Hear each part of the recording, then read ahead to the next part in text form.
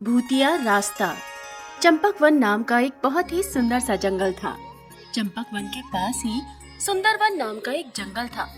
चंपकवन से सुंदरवन जाने के लिए बस एक ही रास्ता था, किंतु पिछले कई दिनों से उस रास्ते से दिन के समय ही पशु पक्षी आते जाते थे। रात को उस रास्ते का उपयोग कोई नहीं करता था, क्योंकि उस रास्ते पर एक भूतिया चुड़ैल का साया पड़ गया था।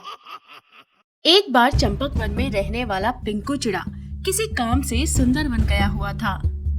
अरे मुझे तो आज दिन में ही काम खत्म करके चंपकवन लौटना था, लेकिन अब तो रात घिरने लगी है। अब मैं क्या करूं? आज तो रानू की तबीयत भी खराब है, इसलिए उसे अकेला छोड़कर सुंदरवन में रुक भी नहीं सकता। मुझे किसी भी तरह से वापस तो जाना ही होगा, चाहे जो भी हो। ऐसा सोचकर वो भगवान का नाम लेकर सुंदरवन से चंपकवन जाने वाले रास्ते पर चल पड़ता है। जंगल से थोड़ी ही दूर आगे बढ़ने पर उसे रास्ता बिल्कुल सुनसान दिखाई देता है। राम राम राम राम राम राम, इस रास्ते पर तो बिल्कुल सन्नाटा है। यहाँ तो दूर दूर तक कोई पशु पक्षी नहीं दिखाई पड़ रहा। अरे मुझे तो बड़ा डर लग रहा है। राम राम राम राम। वो भगवान का नाम लेते हुए आगे बढ़ने लगता है। तभी उसे एक भूतिया हंसी सुनाई देती है।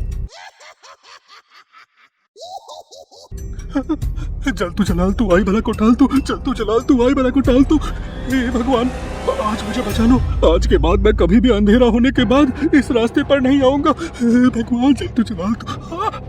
लेकिन जैसे जैसे वो जंगल में आगे बढ़ता है, भूतिया हंसी की आवाज और तेज होने लगती है। थोड़ी दूर आगे बढ़ने पर उसे चुड़ैल की आवाज सुनाई देती है।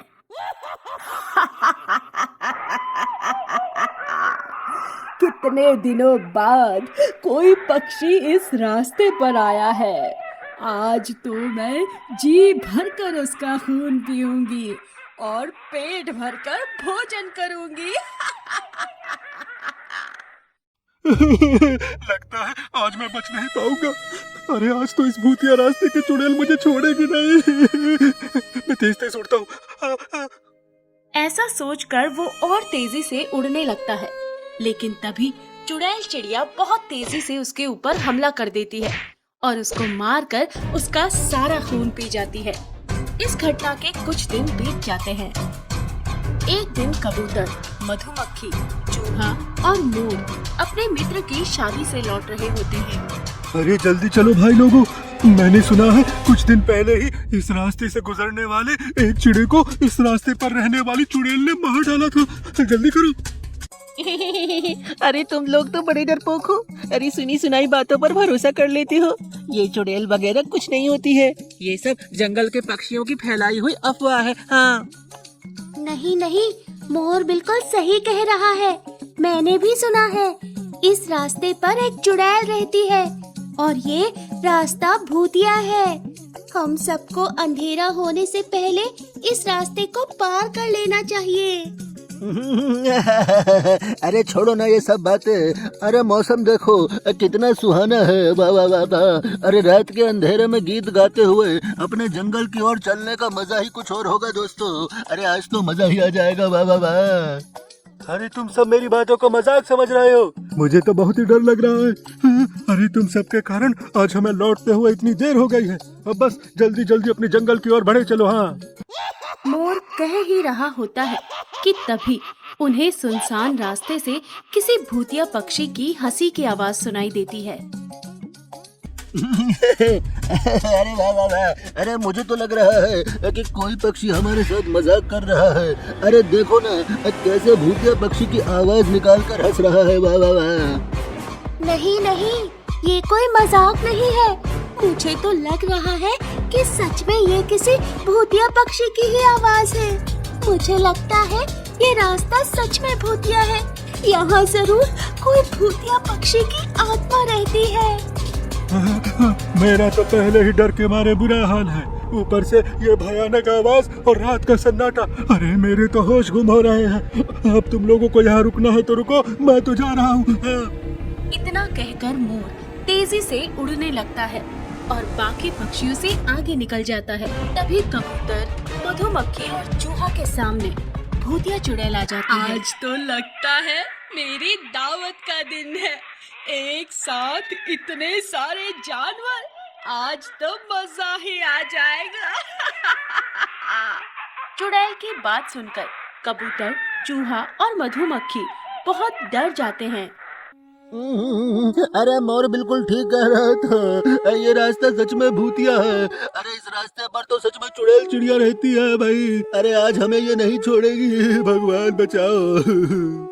कबूतर को रोता देख चुड़ैल और जोर जोर से हंसने लगती है और चूहे पर हमला कर देती है और उसका सारा खून पी जाती है।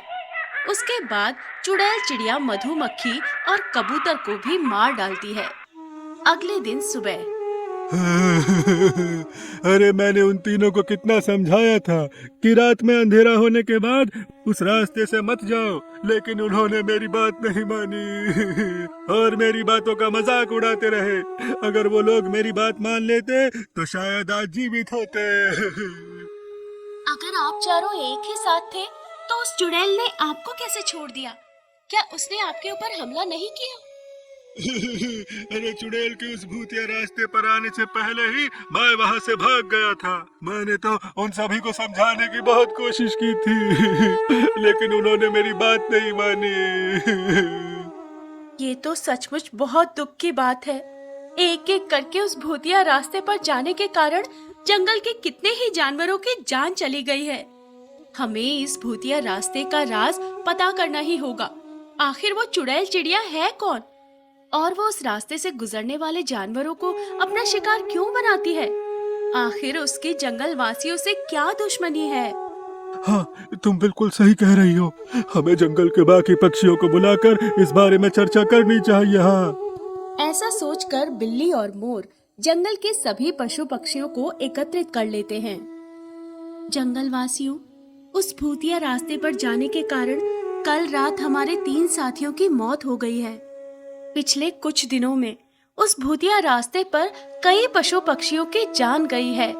हम सब ऐसे ही हाथ पर हाथ रखकर नहीं बैठ सकते हैं। हमें कुछ न कुछ तो करना ही होगा। मेरा एक दोस्त है जो कि तांत्रिक है, वो हमारी इस समस्या को हल जरूर कर सकता है दोस्तों। बंदर की बात सुनकर सभी उसके तांत्रिक दोस्त के पास जाते हैं और उसे अपनी समस्या बताते हैं। उस भूतिया रास्ते पर एक चिड़िया की अतृप्त आत्मा रहती है। वो चिड़िया एक बहुत ही मेहनती चिड़िया थी। एक बार वो अपने बीमार पति के लिए दवा लेने सुंदरवन गई थी। वहाँ से लौटते हुए उसे रात हो गई थी। रात के अंधेरे में एक खतरनाक चील ने उस पर हमला कर दिया था। चील के हमले से वो चिड़िया लहूलुहान होकर सड़क पर गिर जाती है। वो बेचारी घायल चिड़िया सड़क से गुजरने वाले हर मुसाफिर पक्षी से मदद मांगती है, लेकिन कोई भी पक्षी उसकी मदद नहीं करता है, जिसके कारण वो तड़प तड़प कर कुछ ही देर में मर जाती है। इधर दवाई न मिलने के कारण उसका बीमार पति भी कुछ दिनों बाद अकेला ही घोंसले में पड़ा पड़ा प्राण त्याग देता है। उसके साथ जो भी हुआ, उसके बाद से वो चिड़िया उसी रास्ते पर एक चुड़ैल चिड़िया बनकर भटक रही है। अब रात के अंधेरे में जो भी उस रास्ते पर जाता है वो उसको तड़पा तड़पा कर मार डालती है। चिड़िया की कहानी सुनकर मुझे बहुत दुख हो रहा है। उसके साथ सच में बहुत बुरा हुआ है। मुझे लगता है हमें उस चुड़ैल चिड़िया की आत्मा की शांति के लिए कुछ करना चाहिए ताकि उसे मुक्ति मिल सके। हाँ, तुम बिल्कुल ठीक कह रहे हो। अगर हम उसके पति के शरीर का अंतिम संस्कार कर दें तो शायद उसकी आत्मा को शांति मिल जाए। साथियों, उस चिड़िया के मरने के बाद उसके पति का भी अंतिम संस्कार नहीं हुआ। वो बेचारा यूं ही अपने घोंसले में लावारिस पड़ा हुआ है। अगर हम उसका अंतिम संस्कार कर दें तो शायद चुड़ैल चिड़िया की आत्मा को शांति मिल जाए। तांत्रिक की बात सुनकर सारे पक्षी इसकी बात से सहमत हो जाते हैं और मिलकर चिड़िया के घोंसले में जाते हैं। सच में इस चिड़िया और उसके पति के साथ तो बहुत बुरा हुआ है। चलो साथियों, हम सब मिलकर उसके पति को गड्ढा खोदकर दबा देते हैं। बंदर उस पेड़ के नीचे एक गड्ढा खोदने लगता है। तभी चुड़ैल चिड़िया वहाँ आ जाती है। छोड़ दो मेरे पति को, अगर किसी ने भी हाथ लगाया तो मैं उसे नहीं छोड़ूंगी। देखो चिड़िया, तुम्हारे साथ जो भी हुआ हमें उसका बहुत दुख है, लेकिन उन मासूम जानवरों का इसमें कोई कसूर नहीं जिन्हें तुम मार रही हो। अरे अपना गुस्सा छोड़ दो, हम तुम्हारे पति का सम्मान के साथ अंतिम संस्कार कर रहे हैं। अब तुम भी इस संसार से मुक्त हो जाओ। नहीं, ये मेरा पति है, कोई हाथ नहीं लगाएगा।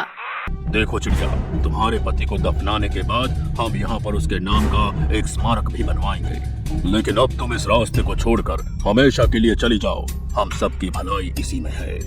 इतना कहने के बाद सभी पक्षी मिलकर चिड़िया के पति को गड्ढा खोदकर उसमें दफना देते हैं। आज अपने पति के शरीर को सम्मान के साथ विदा होते देख मेरे मन को बहुत शांति मिली है। आप सभी का बहुत बहुत धन्यवाद। इतना कहकर चुड़ैल चिड़िया भी हमेशा के लिए वहाँ से चली जाती है और वो भूतिया रास्ता फिर से एक सामान्य रास्ता बन जाता है।